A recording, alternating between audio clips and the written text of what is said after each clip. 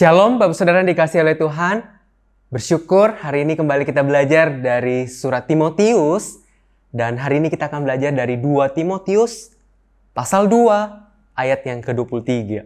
Demikianlah firman Tuhan. Hindarilah soal-soal yang dicari-cari, yang bodoh dan tidak layak. Engkau tahu bahwa soal-soal itu menimbulkan pertengkaran.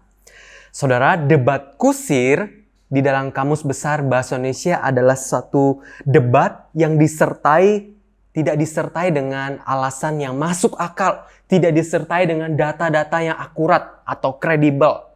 Atau dengan kata lain, hanya ngomong, kemudian debat, dan kemudian tidak ada ujung pangkalnya. Ini mau dibawa kemana?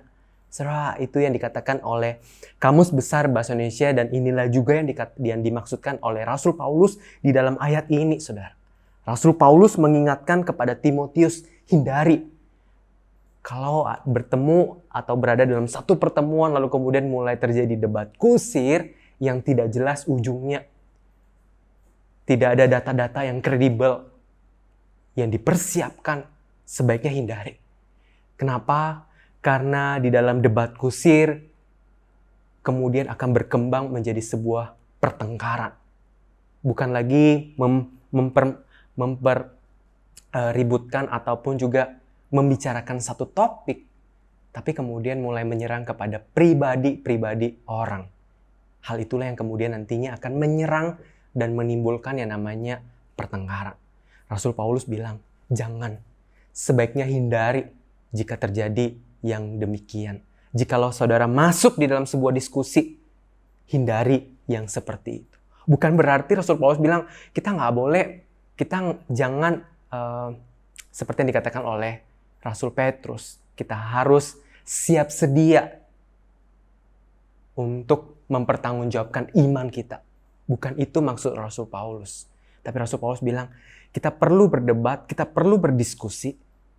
Tapi kalau sudah masuk kepada debat kusir, jangan. Sebaiknya hindari, karena itu akan memancing pertengkaran, memicu emosi. Karena ketika pribadi sudah diserang, itu akan sangat mudah memicu yang namanya pertengkaran. Dan Paulus bilang, itu sudah tidak membangun, bahkan justru malah saling menjatuhkan. Oleh karena itu saudara, Rasul Paulus mau bilang kepada setiap kita masing-masing, ketika kita berada dalam situasi debat kusir, sebaiknya kita mengalah.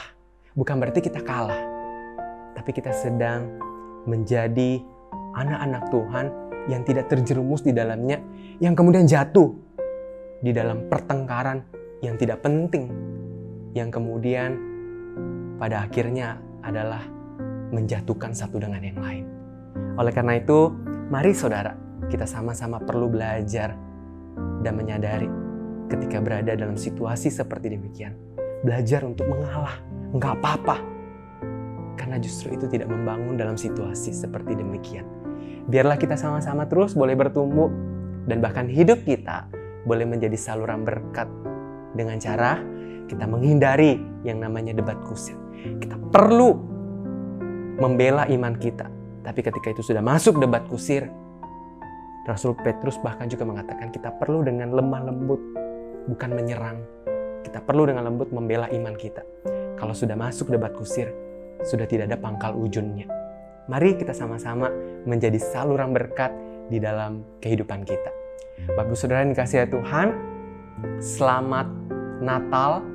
Biarlah kiranya damai daripada Tuhan yang datang ke dalam dunia ini terus boleh hadir di dalam kehidupan kita, memberikan kita terus pengharapan bahwa Tuhan datang menyelamatkan kita semua. Mari kita berdoa. Tuhan Bapa kami yang baik yang bertahta di dalam kerajaan surga, kami bersyukur dan kami berterima kasih ya Bapa.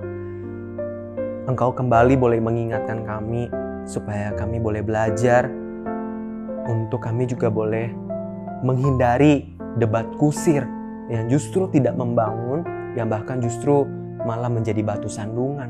Oleh karena itu Tuhan, tolong kami, beri hikmat kepada kami Tuhan, supaya kami boleh peka ketika kami berada dalam suatu diskusi yang kemudian ini sudah merujuk kepada debat kusir, mulai menyerang pribadi person demi person.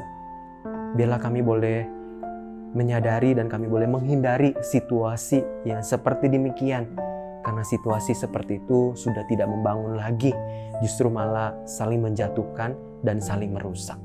Berkati kami hari ini Tuhan, di dalam apapun yang boleh kami kerjakan dan lakukan, biarlah kiranya kasih karunia Tuhan terus boleh hadir di dalam keluarga kami, di dalam pekerjaan, atau apapun yang kami lakukan.